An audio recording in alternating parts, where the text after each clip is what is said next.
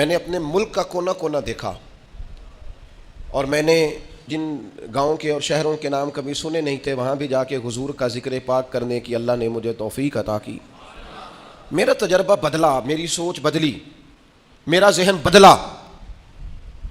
اس سال بھی محفل میلاد میں جہاں مجھے گفتگو کرنے کا موقع نظر آیا، اور جیسے ہی میں نے یوں کر کے مجمع پہ نظر ڈالی نا،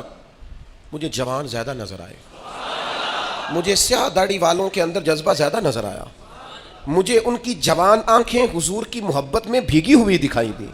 مجھے ان کے چہروں پر جب حضور کا نام آتا ہے تو ملت کے جوان کے چہرے پر ایک عجیب توانائی، ایک عجیب سا جذبہ، اور ان کی آنکھوں میں خوبصورتی کا ایک میں نے عجیب سا رنگ دیکھا، اور میں یہ سمجھ گیا کہ یار نہیں، یہ تو نہیں نہ ہو سکتا کہ یہ سوتا کبھی خشک ہو جائے۔ بہت پرانا میں نے کسی صوفی کا شعر پڑھا تھا، مجھے پسند بھی بڑا تھا، اور وہ میں نے اپنی زندگی میں جب اس کو اپنی زبان سے ادا کیا وہ میرے دل میں گھر کرتا چلا گیا۔ لیکن اب میں صرف اپنے لیے نہیں کہہ رہا، اب میں ان سب جوانوں کے لیے کہہ رہا ہوں جو حضور کی محفل میلاد میں آتے ہیں اور حضور کے نام کا نعرہ الاپتے ہیں اور محبوب کی محبت کا ترانہ کہتے ہیں، اور حضور کی نعت پر ان کا وجود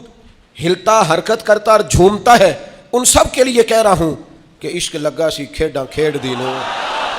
عشق لگا سی ایویں کھیڈاں کھیڈ دینوں تے کھیڈاں کھیڈ دینوں، تے پھر مینوں نہ وہ کھیڈاں بھول گئیاں، میں تے کجل پایا سی یار دے ویکھنے نوں،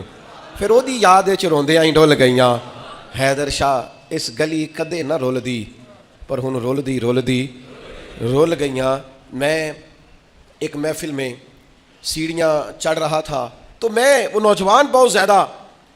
لپک رہے تھے اور پیار کر رہے تھے اور اپنی محبت کا اظہار کر رہے تھے، تو میں نے اپنے دوستوں کو دیکھا ان کو سنبھالتے ہوئے اور محفل کا نظم قائم کرتے ہوئے۔ تو ایک بزرگ عالم دین، جیسے ہی میں اس اسٹیج کی سیڑھیاں چڑھ گیا تو انہوں نے مجھے سینے سے لگایا اور پھر وہ میرے کان میں کہنے لگے، یہ جو نوجوان نسل آتی ہے نا حضور کا ذکر سننے، یہ بے موسمہ پھل ہے، بے موسمہ، کہنے لگے یہ بے موسمہ پھل ہے، اور فرمانے لگے یہ جو بے موسمہ پھل ہوتا بڑا قیمتی ہے، یہ قیمتی پھل ہوتا ہے، اس کی حفاظت ہونی چاہیے، ان کے جذبات کو خوبصورت رستہ دینا چاہیے، ان لوگوں کے لیے ہمیں اچھی راہوں کا تعین کرنا چاہیے، ان کو خوبصورت ٹھنڈا پروقار اور وزادار ماحول ہمیں فراہم کرنا چاہیے۔